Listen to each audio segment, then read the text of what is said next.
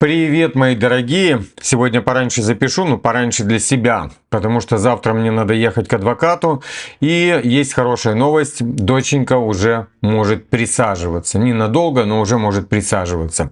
Есть там некоторые сложности, но в любом случае уже есть прогресс, так что все отличненько, дорогие мои. Поехали! Что сегодня у нас в новостях? Сырский уже на фронте. Ну, можно сказать, его пинками туда отправили, потому что этот генерал слушал офицеров, я уже в шорте рассказывал, кто не смотрел, передам здесь. Этот генерал, который слушал офицеров, которые любят делать теплые ванны, которые рассказывали, что это вбросы. Сейчас они также рассказывают, что на Купинском и на Покровском это все вбросы.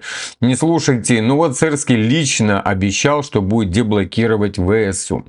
То есть те бригады, которые там сейчас непосредственно находятся. Я вам покажу даже карту, но хочу сказать, что она не соответствует действительности. Там больше находится бригад. 18 бригад. А я вам покажу, там их только 3 показывают на той карте. Поехали дальше, дорогие мои. Посейдон, конечно, наделал шум. Это то, что вы видите, это побережье Америки, это... Сейчас, если смотрим на карту, то есть получается восточное побережье Америки. И вот интересное совпадение. Россия провела испытание подводного аппарата «Посейдон», подтвердил Владимир Путин. Зафиксированы несколько сообщений о неопознанных подводных объектах через USO у побережья Америки. Причем в более чем в 150 отчетах описывались объекты, всплывающие или погружающихся в воду. Бывший контр-адмирал ВМС США Тим Гаполодет или Голодет, я не могу там правильно прочитать, охарактеризовал эти объекты как угрозу национальной безопасности США. Он отметил, что их возможности ставят под угрозу морскую безопасность страны, и тот факт, что Пентагон не бьет тревогу, может означать, что правительство скрывает информацию, дорогие мои. Так что та лодка, которая там возле России, и ей не нужно далеко лететь, и там объекты плавают уже на восточном побережье, там как раз недалеко Вашингтон от этого восточного побережья-то и находится, дорогие мои. Так что как-то интересненько, я вам скажу, получается, да? Дони, что там, желтый свитер у тебя или какой там у тебя? Поехали дальше. Сейчас хронология событий. Помните, я вам показывал этого министра обороны Бельгии, который рассказывал, что мы сотрем Москву с лица земли, если они ударят по нам ядерным оружием. Ну, во-первых, сразу же назревал вопрос, а как вы ударите, если вас уже не будет после принятия такого на грудь? Там бить-то некому будет уже. Ну ладно, там он, может, поднял и сказал, чем угодно, если ударят, то будет... сотрут Москву с лица земли. Поехали. Министр обороны Бельгии с предыдущим заявлением. Мы сравняем Москву с землей, если Путин ударит по Брюсселю. Теперь реакция посольства России непосредственно в Бельгии. Разоткровенничавшись, господин Франкен прямым текстом проговорился, что с нашей страной воюет вовсе не Украина, которая в одиночку давно бы потерпела поражение, а весь коллективный Запад. Но и этого мало бельгийскому министру войны. Будь на то и его воля, он бы отправил сотни тысяч европейских солдат, чтобы поставить Россию на колени. Господин Франкен грезит и об экономическом удушении нашей страны. Ему даже привиделось, будто за последние 100 лет Западу уже трижды удалось столкнуть Россию в пучину экономических проблем. Утром, наверное, ознакомившись с заявлением посольства российского, теперь как тон меняется. Люди, которые утверждают, что мы не должны бояться русских, жестоко ошибаются. Это уже Фрэнклин этот или Фрэнкин, да? Это же он уже говорит. Это гипотетическая это геополитическая сверхдержава с сильной армией и огромным боевым духом. Они победили в Чечне, они доминировали в войне в Сирии в течение 10 лет, и они активны в Африке на многих фронтах. В Европе даже нет центрального командования, за исключением нескольких подразделений Еврокорпуса в Страсбурге. У нас нет ничего, что можно немедленно бросить в бой.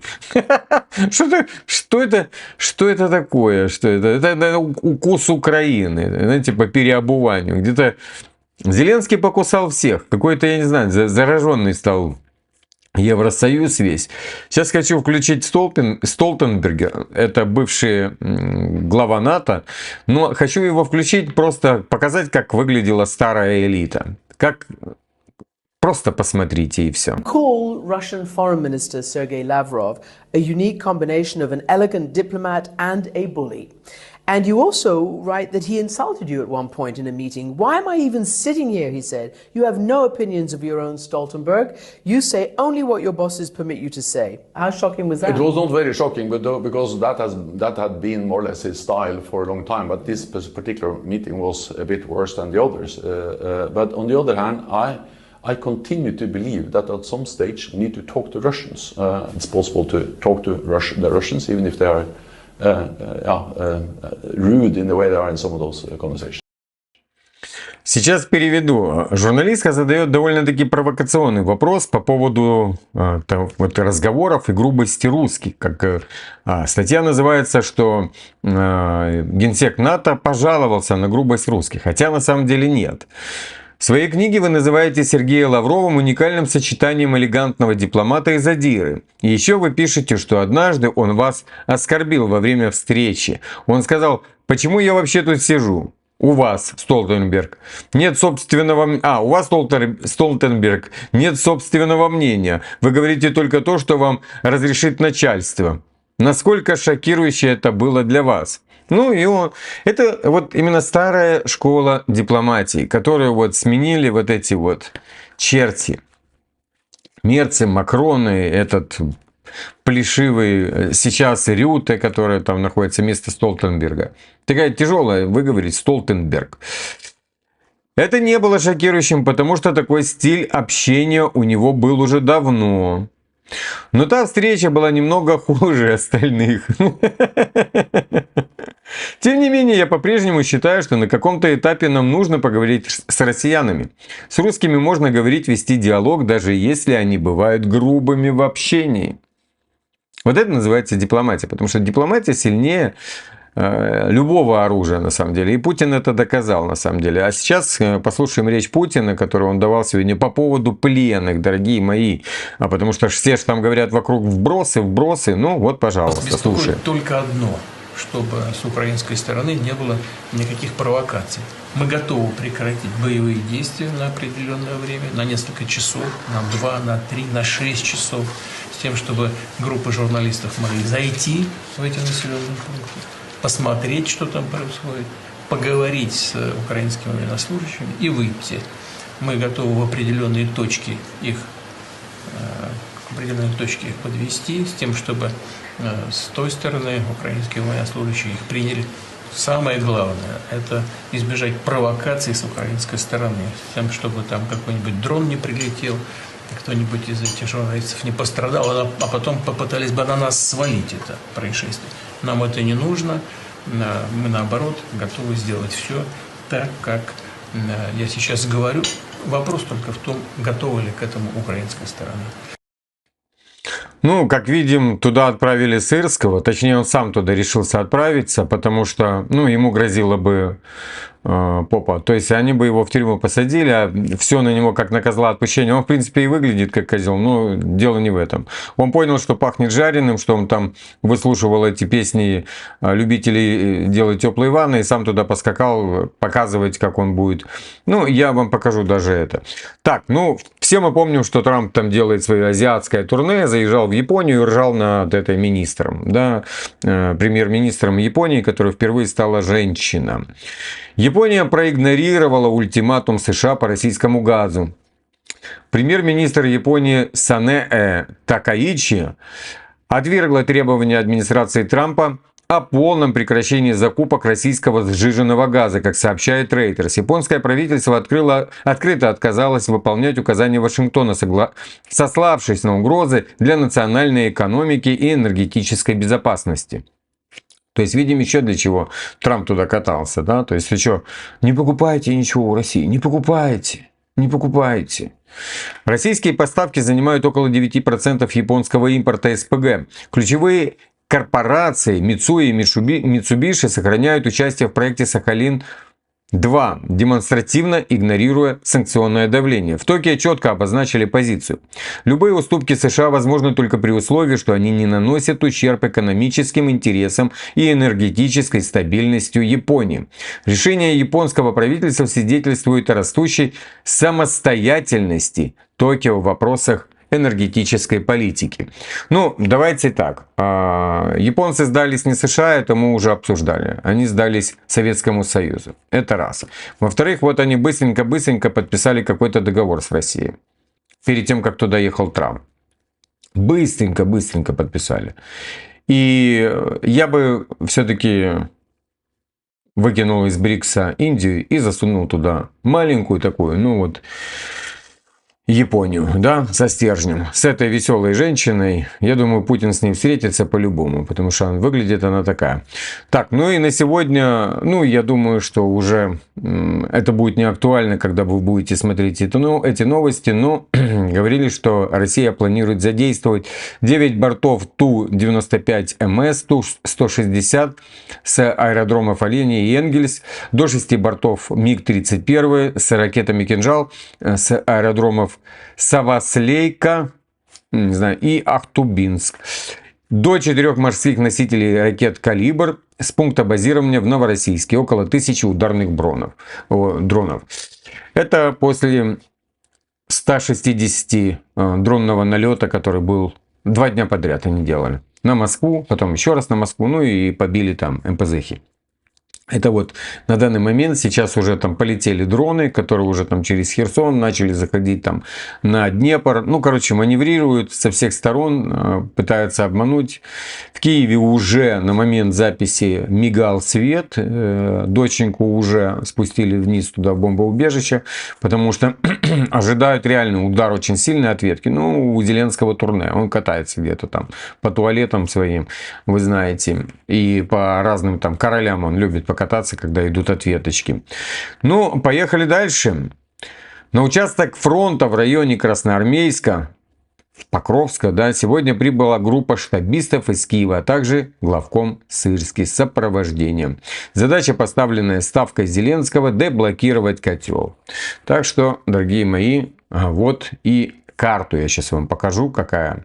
Сырский пообещал сегодня Зеленскому деблокировать подразделение ВСУ в Мирнограде и вернуть контроль над Покровской воронкой. Главком выехал на Восточный фронт и лично будет руководить контрударами. Типа, я не понимаю, что это за контрудары. Посмотрите количество этих там. Там нарисовано их 3. Вот. А Россия сообщала, что там 18 бригад находится. 18 бригад там находится. Ну, это я имею в виду 3 всего лишь там в котле внутри. И не воронка, а именно само горлышко, оно намного меньше, чем нарисовано. То есть это украинский вариант карты. Так что вот так, дорогие мои. Сейчас я покажу вам размер Посейдона. Вот так вот он выглядит. Статус 6 Посейдон. Вот танк, где-то 3,5 танка. Ну, это не размер подводной лодки, конечно, атомной. Ну, вот вы видели, да, там наделал он много шума и делает его. А те типа ничего не видят. Те типа нету ничего. И этот бьет тревогу, да, что не говорят ничего, потому что уже привыкли, как по Украине, да, замалчивать все. Для того, чтобы не признать, что что-то там происходит. Венесуэла готовится ко вторжению. Войска ожидают американскую атаку в ближайшие 48 часов. ПВО задействовано на максимум. Перед этим туда завозила Россия ПВО. Я вам читал об этом. Сейчас хочу прочитать одну статью. Она такая довольно Довольно, как вам сказать, грустная, печальная эта статья для тех женщин, которые потеряли своих мужчин в Украине. Это именно для Украины, чтобы понимали. 8 лет ожидания, как государство выплачивает компенсации семьям погибших военных. Все начинается с самого страшного звонка. Семье сообщают, что их сын, муж, отец погиб. Затем приходит официальный документ. Власть обещает помочь. Мы вам поможем. Вам положено 15 миллионов гривен.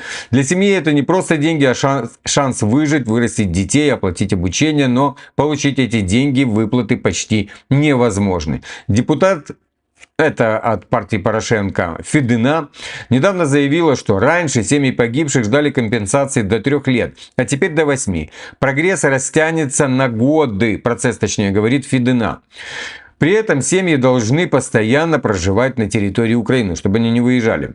Главная причина задержек, мол, катастрофическая нехватка денег в бюджете, усугубленная огромным количеством обращений и бюрократическими препонами.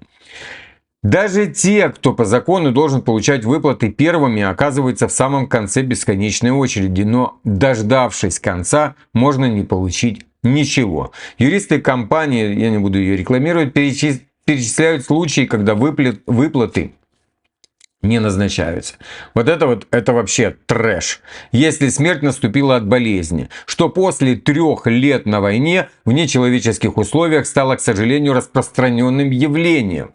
Если в крови погибшего обнаружен алкоголь, даже минимальный след его, в таких случаях семьи остаются без копейки. Им дают там выпить специально, потому что люди в постоянном стрессе находятся. И видите, как они делают? Они дают им специально выпить, для того, чтобы потом им ничего не платить. Вы же знаете, есть фронтовые. И всегда были. Проблемы не ограничиваются родственниками погибших. Они касаются ветеранов, особенно раненых. Оформить документы на компенсацию за увечья практически невозможно. Процесс настолько сложен, что человек с инвалидностью часто просто не способен пройти все инстанции. Многие сталкиваются с трудностями при подтверждении полученных на фронте диагнозов, и это блокирует не только выплаты, но и доступ к медицинской и психологической помощи.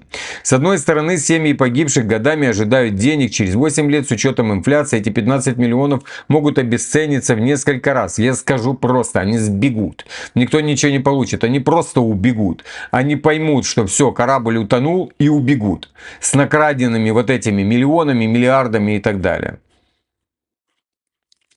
Многие, особенно старенькие родители, просто не доживут до получения всей суммы. С другой армии срочно требуется... с другой стороны, армии срочно требуются новые солдаты. А впереди тяжелое послевоенное время, когда международная помощь иссякает. И Украине придется выплачивать миллиарды гривен всем пострадавшим. Да нет, они просто убегут. А новое правительство скажет: «Це попередники». Украинцы это прекрасно знают. Они скажут, что це були попередники, мы на них сейчас наштампуем статьи, мы сейчас их дадим, как это называется, заочно мы им дадим все. И статьи, и осудим на 100 лет, хотите на 200 осудим их. И никто их ловить не будет. А те будут сидеть на экранах с кем-нибудь, с каким-нибудь YouTube-блогером и рассказывать, какие они молодцы и как они там сделали свободу в Украине. Командир батальона беспилотных систем с позывным «Хан» заявил, что к 2026 году призывной возраст могут снизить до 23 лет. Людей не хватает. Без пехоты невозможно удерживать оборону. Люди заканчиваются, а линии фронта нужно держать, точнее линию. Адвокат Марина, и не буду говорить, подтверждает, юридически это сделать просто. Достаточно изменить статью 37 закона Украины о воинской обязанности. Более того, она не исключает, что в будущем призывать начнут с 18 лет.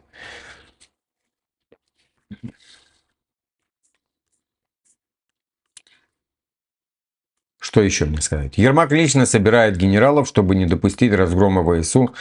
Да, именно, знаете, вот никто не знает, да, и просто не осознает масштаб Ермака.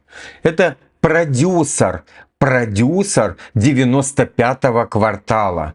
Собирает лично генералов, понимаете? Он лично генералов собирает. Для того, чтобы сказать: продюсер какого-то квартала, да, там собирает генералов лично. Ой, дорогие мои. Так, ну вот видите, быстренько отстрелялись в 20 минут, потому что мне завтра нужно ехать, это много ехать надо, на самом деле, и туда, и обратно. Но я по дороге по-любому буду останавливаться, буду ознакомливаться со всеми. Мне спасибо подписчикам, подбрасывают информацию. И я, как говорится, постоянно в оперативном получении информации, постоянно оперативном получении информации, дорогие мои, и в обработке этой информации. Что мне там за рулем делать? Я еду, просто смотрю и сразу же там слушаю там других каких-нибудь аналитиков, плюс еще читаю какие-то новости на заправках. Поэтому я по-любому буду это все переваривать, вот, анализировать и выдавать, конечно, без студийного света, без студийной камеры и всего остального. Так что, дорогие мои, потерпите. Это будет где-то 2 дня. Мне день туда ехать и день обратно ехать. А потом мы обратно становимся на свои рельсы, дорогие мои. С доченькой все в порядке благодаря вашим молитвам. Всех благодарю вас. Огромное вам, огромное спасибо. Всех обнял.